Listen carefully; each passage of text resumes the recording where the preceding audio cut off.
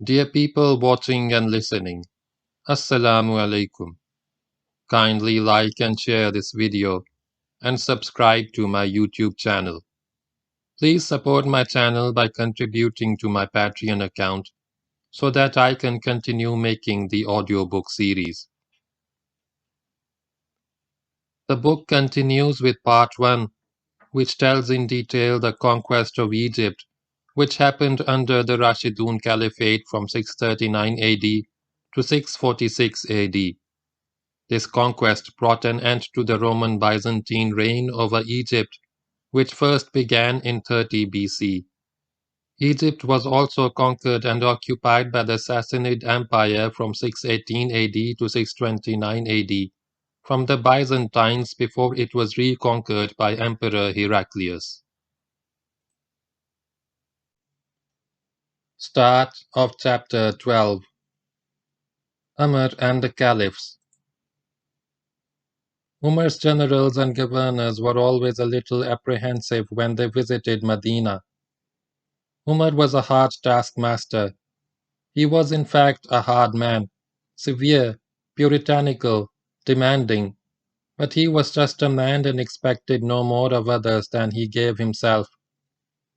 He wore clothes of the coarsest material and ate the simplest food, and what is more, he inflicted the same frugal fare upon his family. His unspoiled way of life contrasted with the ostentation and good living to which some of his generals had taken in the far provinces.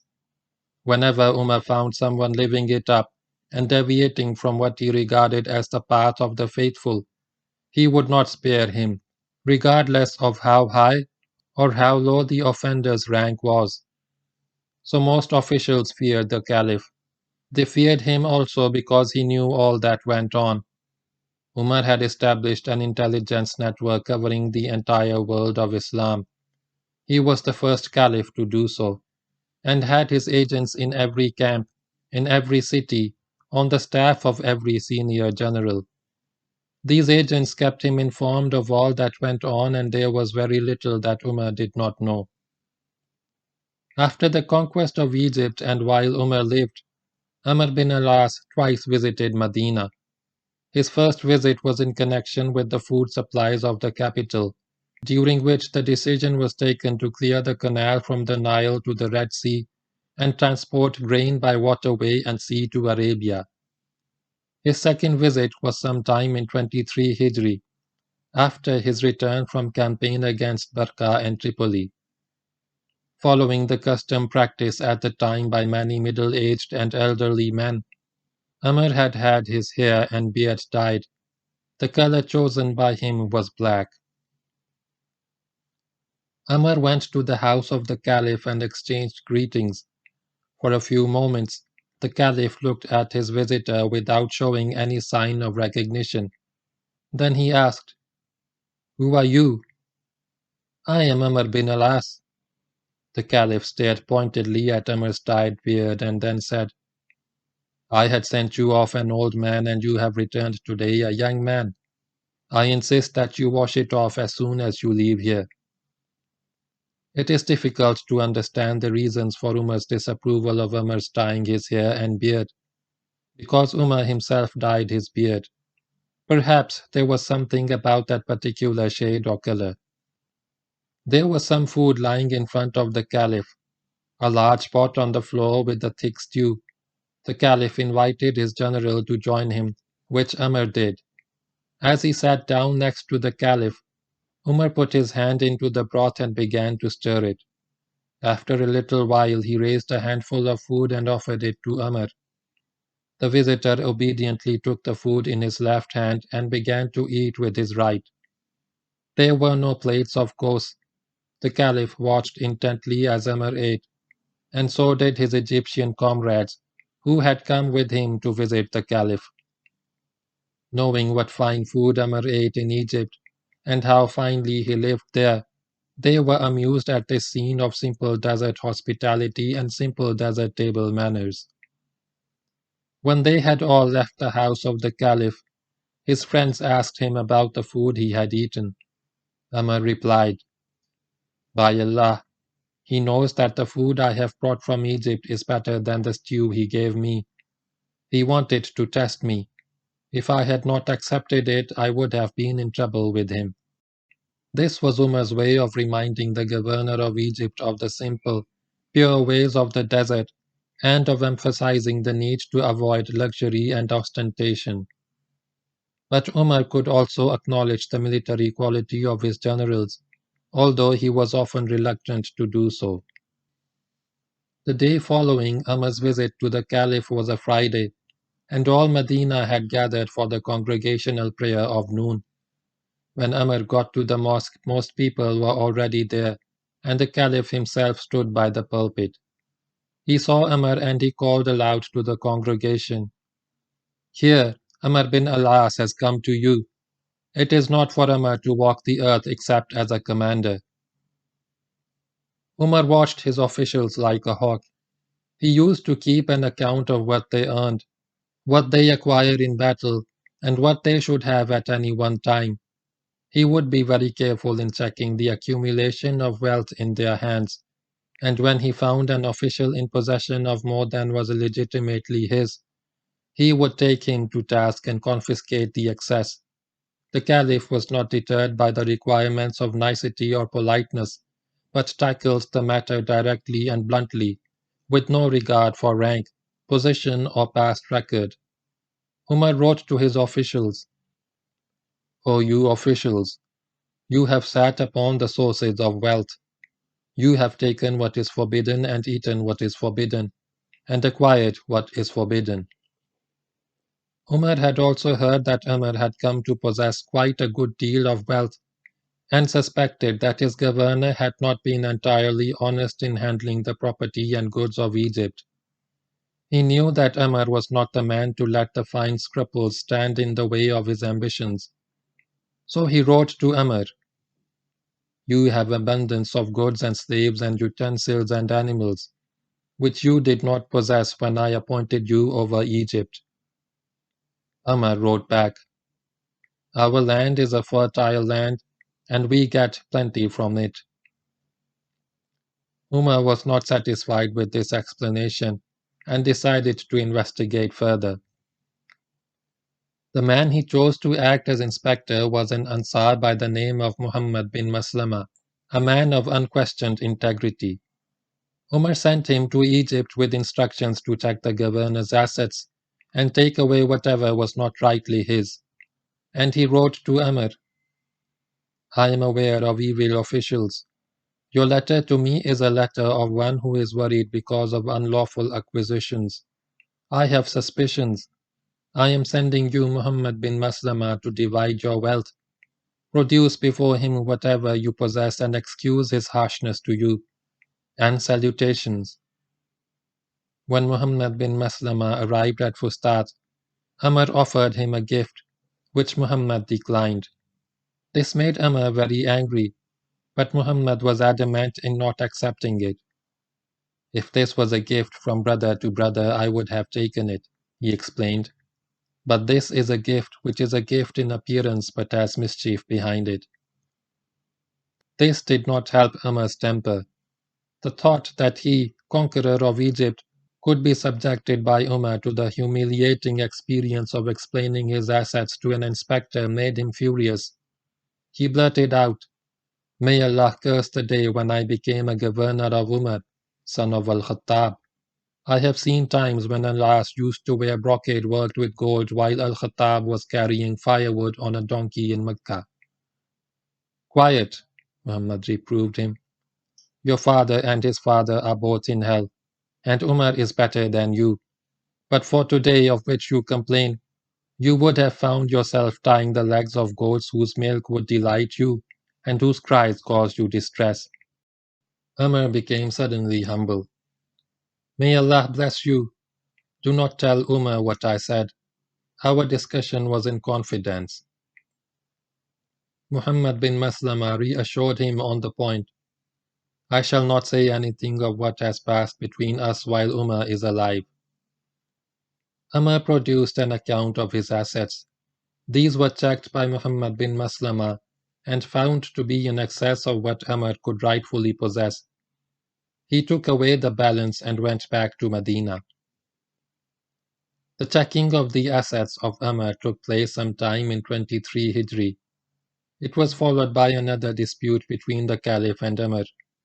The Caliph was not satisfied with the amount of revenue coming from Egypt, considering that it was such a rich land, famous throughout history for its wealth.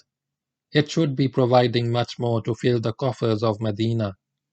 Umar was determined to get more out of Egypt. He wrote to Umar that in the past Egypt used to provide much more to its rulers than it was doing now, and Umar would just have to make sure that in future a lot more revenue was sent in. Umar wrote back and explained that Egypt just did not produce more, that people now lived better in Egypt because they were forced to pay less to their masters, and that this was a better arrangement than ruining the land and the people by extracting too much from them. Letters went back and forth between the Caliph and the governor, neither of them budging an inch from his stand, until an exasperated Caliph asked an equally exasperated governor to send him an Egyptian who could tell him all about the revenue of Egypt. Amr sent a wise old Copt to Medina. The Caliph asked him how it was that in the past the land of Egypt provided its rulers with much more revenue than it did now. The man was quite frank in his answer. In the past, the rulers developed the land and saw to its prosperity before taking anything from it. Muslim officials, on the other hand, never bothered about development or prosperity, but just took whatever they saw on the surface, as though they only wanted it for 1 year. Umar did not ask his governor again for an increase of revenue from Egypt, but he did take a very important decision regarding the political organization of the land, which probably had as its cause their disagreement about the revenue of Egypt, and the doubt in Umar's mind about the effectiveness of Umar as a tax collector. He split the land in two. There would be a Lower Egypt, that is north, and an Upper Egypt, that is south, each a separate province of Islam. Amrbinalaas would be governor and military commander of Lower Egypt with his headquarters at Fustat. Upper Egypt would be under Abdullah bin Saad bin Abi Sarh, with his headquarters at Fayoum. The decision came into effect sometime in late 23 Hijri, that is 644 AD. It was an unwise decision and led to troubles which need never have arisen. Amr had as his province the best part of Egypt, but he was not happy with the Caliph's decision. There was nothing he could do about it. Umar was not a man whose orders could be questioned. So Amr accepted the new arrangement philosophically and continued to rule Lower Egypt for the rest of the year 23 Hijri, while Umar lived. Caliph Umar was assassinated on Zulhaj 26, 23 Hijri. A few days later, on Muharram 3, 24 Hijri, that is November 9, 644, Usman bin Affan became Caliph. He was to rule for 12 years. Soon after the change of caliphs, Amr visited Medina to see the new ruler and pressed him to remove Abdullah bin Saad from Fayoum.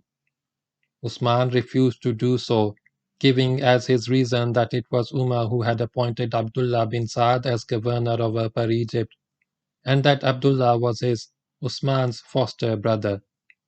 Amr was very angry about Usman's refusal to accept his demand and declared that he would not return to Egypt until the Caliph had done as he, Amr, wished.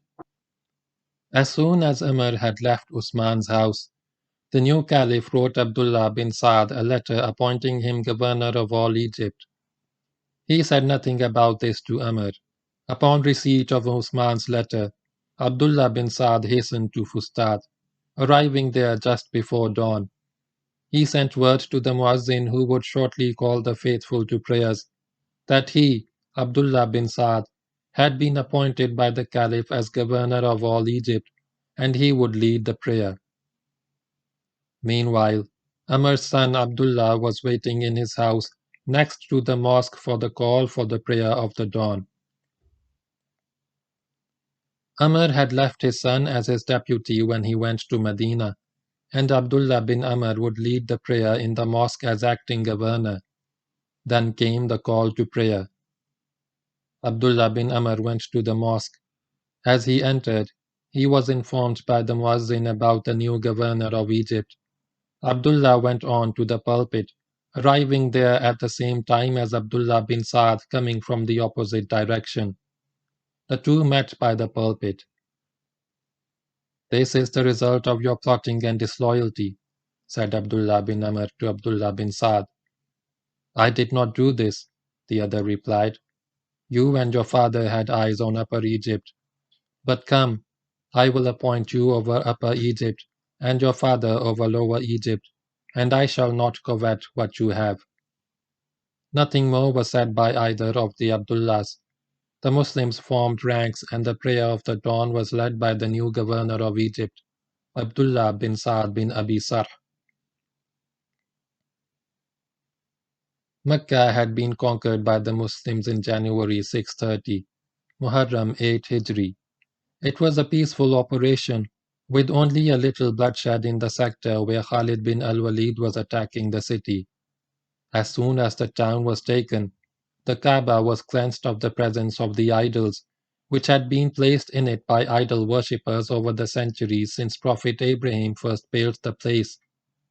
Prophet Muhammad sallallahu alaihi wasallam himself, assisted by Ali radiyallahu ta'ala anhu, smashed the idols to pieces.